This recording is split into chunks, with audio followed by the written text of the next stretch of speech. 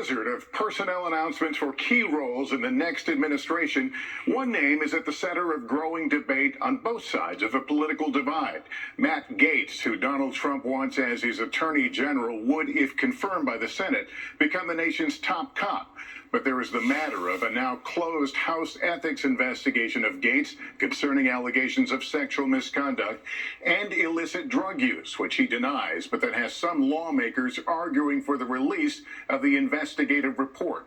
While also tonight, the eyebrow-raising pick of Robert F. Kennedy Jr. to become Health and Human Services Secretary is undergoing its own scrutiny over some of his stated positions in the past. Ryan Noble starts us off with the latest. Overnight, President-elect Trump and Mar-a-Lago basking in the glow of his decisive election win. We swept all swing states. We won the popular vote. Oh, I love that. And revealing new cabinet picks, including North Dakota Governor Doug Burgum as his Interior Secretary. He's going to be fantastic. But there's growing scrutiny tonight over his selection of now former Congressman Matt Gaetz as Attorney General, with more lawmakers demanding the release of a House ethics investigation of Gaetz into allegations of sexual misconduct and illicit drug use, which Gaetz denies. The investigation ended after Gaetz resigned following his selection. It is very important to maintain the House's tradition of not issuing ethics reports on people who are no longer members of Congress. I think it would open a Pandora's box. But key Senate Republicans want it. And a House Democrat on the panel telling me senators in charge of confirming Gaetz should see the evidence. I think it's essential for them to get that kind of information before they make a decision of this magnitude. Late tonight, the attorney for a woman who testified before the House Ethics Committee telling NBC News his client told the panel she witnessed Gaetz having sex with a minor at a house party in 2017.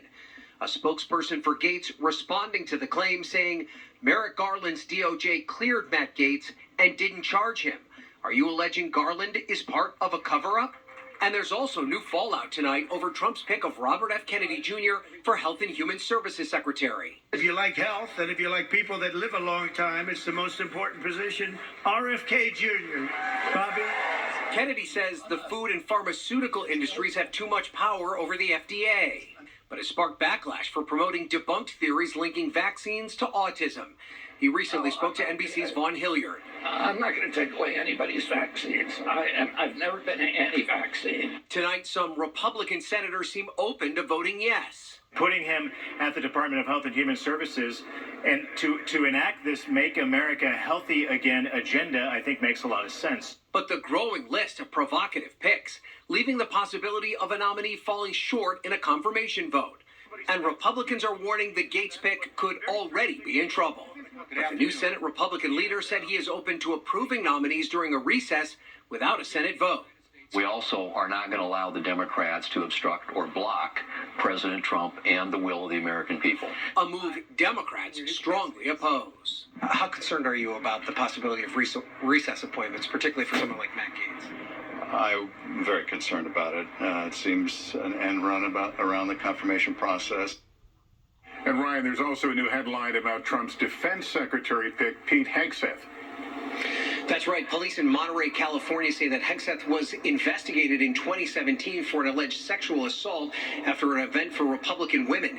He was not arrested. Hegseth's attorney tells NBC News that he was cleared of any wrongdoing.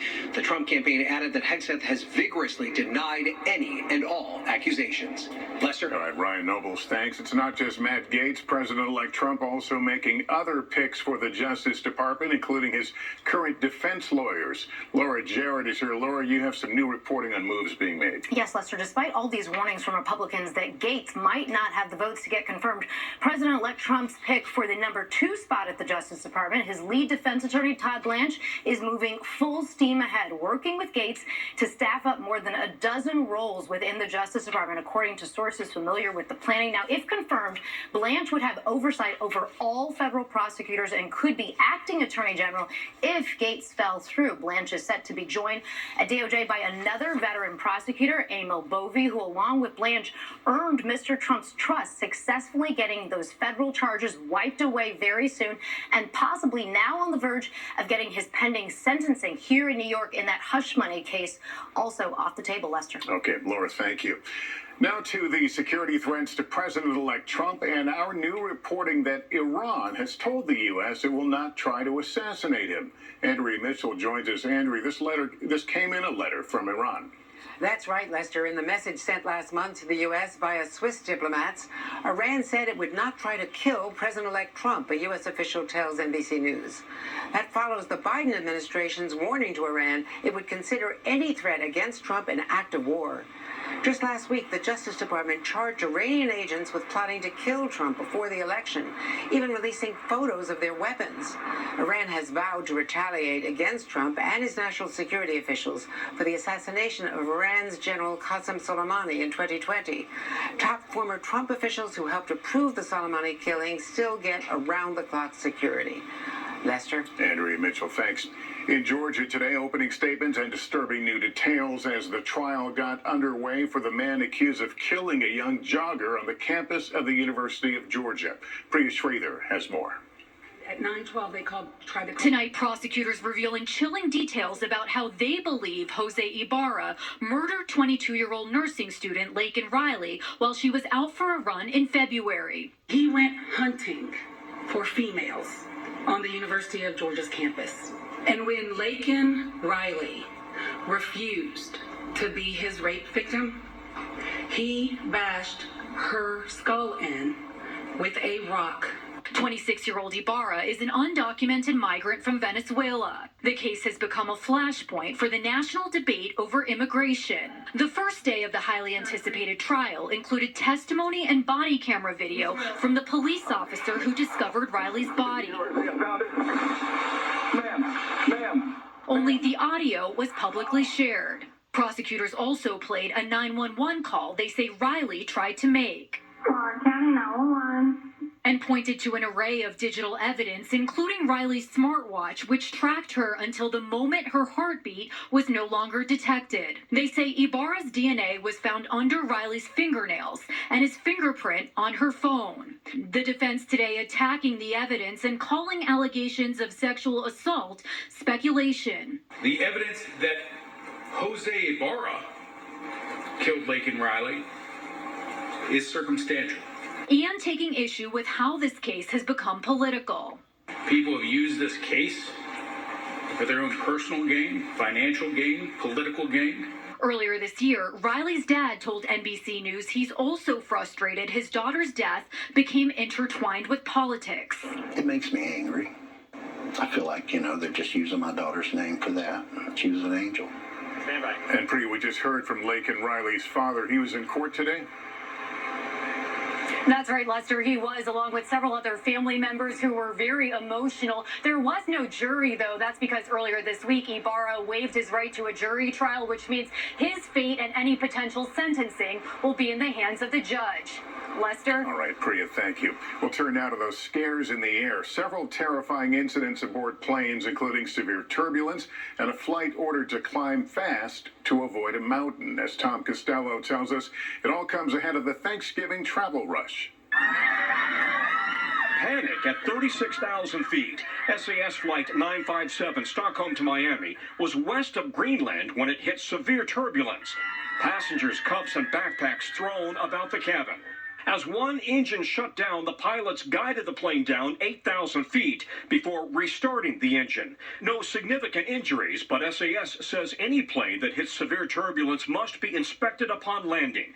Still far from Miami, the crew turned back, landing in Copenhagen.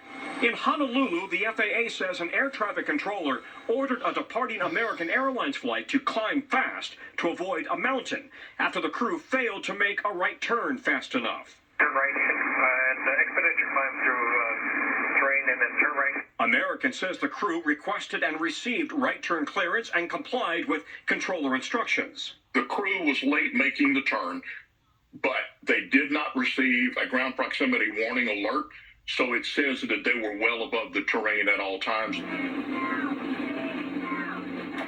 Meanwhile, children braced for an emergency landing before a rough but safe landing on an Alaska Airlines flight at LAX after blowing a tire during takeoff from Washington Dulles.